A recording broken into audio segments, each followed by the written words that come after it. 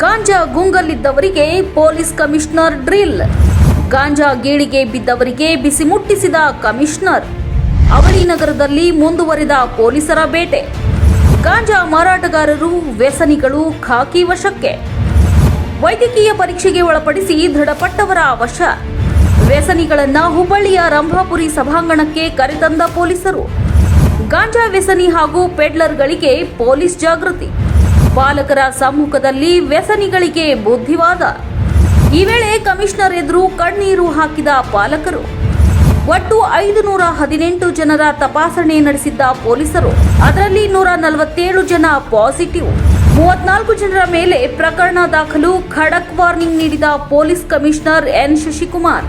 ಈ ಬಗ್ಗೆ ಮಾಧ್ಯಮಗಳಿಗೆ ಪೊಲೀಸ್ ಕಮಿಷನರ್ ಪ್ರತಿಕ್ರಿಯೆ. ಅವಳಿ ನಗರದಲ್ಲಿ ಡ್ರಗ್ ಅಭಿಯಾನ ನಿರಂತರವಾಗಿ ಮಾಡ್ತಾ ಇದ್ದೀವಿ. ಡ್ರಗ್ ಪೆಡ್ಲರ್, ಕನ್ಸ್ಯೂಮರ್ ಮೇಲೆ 3 ಹಂತದಲ್ಲಿ ಕ್ರಮ ಕೈಗೊಂಡಿದ್ದೇವೆ. ಮೊದಲು 63.67% ಪಾಸಿಟಿವ್ ಬಂದಿತ್ತು. ಎರಡನೇ ಹಂತದಲ್ಲಿ 53% ಹಾಗೂ ಮೂರನೇ ಹಂತದಲ್ಲಿ 43% ಇತ್ತು. ಇಂದು 518 ಜನರನ್ನ ತಪಾಸಣೆಗೆ ಒಳಪಡಿಸಿದ್ದೆವು. ಅದರಲ್ಲಿ 147 ಜನ ಪಾಸಿಟಿವ್ ಆಗಿದ್ದಾರೆ. 34 ಜನರ ಮೇಲೆ ಪ್ರಕರಣ ದಾಖಲಿಸಿದ್ದೇವೆ. ಇಂದಿನ ಹಂತದಲ್ಲಿ 29% ಪಾಸಿಟಿವ್ ಇದೆ. ಪೆಡ್ಲರ್ ಹಾಗೂ ಹಿಂದಿನ ಪಾಸಿಟಿವ್ ಬಂದವರ ಆಧಾರದ ಮೇಲೆ ಕರೆದುಕೊಂಡು ಬಂದಿದ್ದೇವೆ ಅಂತ ಹೇಳಿದರು. ಹುಬ್ಬಳ್ಳಿ ಧಾರವಾಡ ಕಮಿಷನರೇಟ್ ವ್ಯಾಪ್ತಿಯಲ್ಲಿ ಡ್ರಗ್ ರಿಲೇಟೆಡ್ ಅಭಿಯಾನವನ್ನು ನಾವು ನಿರಂತರವಾಗಿ ಮಾಡ್ತಾ ಇದ್ದೀವಿ. ಪ್ರಾರಂಭದಲ್ಲಿ ಡ್ರಗ್ ಪೆಡ್ಲರ್ಗಳ ಮೇಲೆ ಕ್ರಮ ತೊಗೊಂಡಿದ್ವಿ. ನಂತರದಲ್ಲಿ ಡ್ರಗ್ ಕನ್ಸ್ಯೂಮರ್ಸ್ ಯಾರಿದ್ದಾರೆ ಅವ್ರ ಮೇಲೆ ಕೂಡ 3 ಫೇಸಸ್ಸಲ್ಲಿ ನಾವು ಕ್ರಮ ಕೈಗೊಂಡಿದ್ವಿ. ಮೊದಲನೇ ಫೇಸಲ್ಲಿ ಸುಮಾರು 63.67% ನಮಗೆ ಪಾಸಿಟಿವ್ ಬಂದಿತ್ತು. ಅಂದರೆ ಪ್ರತಿ 100 ಜನ ನಾವು ಸಸ್ಪೆಕ್ಟ್ ಮಾಡಿ ಅವ್ರನ್ನ ಟೆಸ್ಟ್ ಮಾಡಿಸಿದಂಥ ಸಂದರ್ಭದಲ್ಲಿ 63 ಜನರ ಮೇಲೆ ಅದು ಪಾಸಿಟಿವ್ ಬಂದದ್ದಿತ್ತು. ನೆಕ್ಸ್ಟ್ ಸೆಕೆಂಡ್ ಫೇಸಲ್ಲಿ ಸುಮಾರು 53% ಇತ್ತು.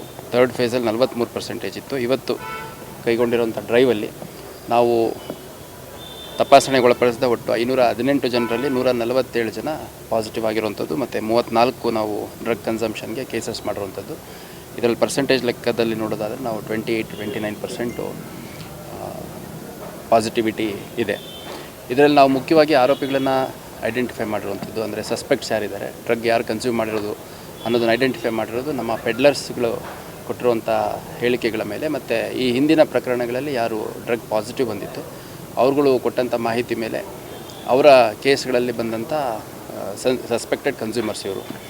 ಸೊ ಇವತ್ತು ಒಟ್ಟು 147 ಜನರ ಮೇಲೆ ಪಾಸಿಟಿವ್ ಆಗಿದೆ ಮತ್ತು ಫ್ರೆಶ್ 34 ಕೇಸಸ್ ನಾವು ರಿಜಿಸ್ಟರ್ ಮಾಡಿಕೊಂಡು ತನಿಖೆಯನ್ನು ಮುಂದುವರಿಸಲಾಗುತ್ತೆ. ಅದೇ ರೀತಿ ಇದರಲ್ಲಿ ಫಾರ್ವರ್ಡ್ ಬ್ಯಾಕ್ವರ್ಡ್ ಲಿಂಕೇಜ್, ಅಂದರೆ ಇವ್ರ ಜೊತೆ ಸೇರಿರುವಂಥ ಇತರೆ ಕನ್ಸ್ಯೂಮರ್ಸು ಮತ್ತು ಇವ್ರಿಗೆ ಕೊಟ್ಟಿರುವಂಥ ಸಪ್ಲೈಯರ್ಸ್, ಪೆಡ್ಲರ್ಸ್ ಯಾರಿದ್ದಾರೆ ಅನ್ನೋಂಥದ್ದು ಕೂಡ ತನಿಖೆ ಮಾಡಲಾಗುತ್ತೆ.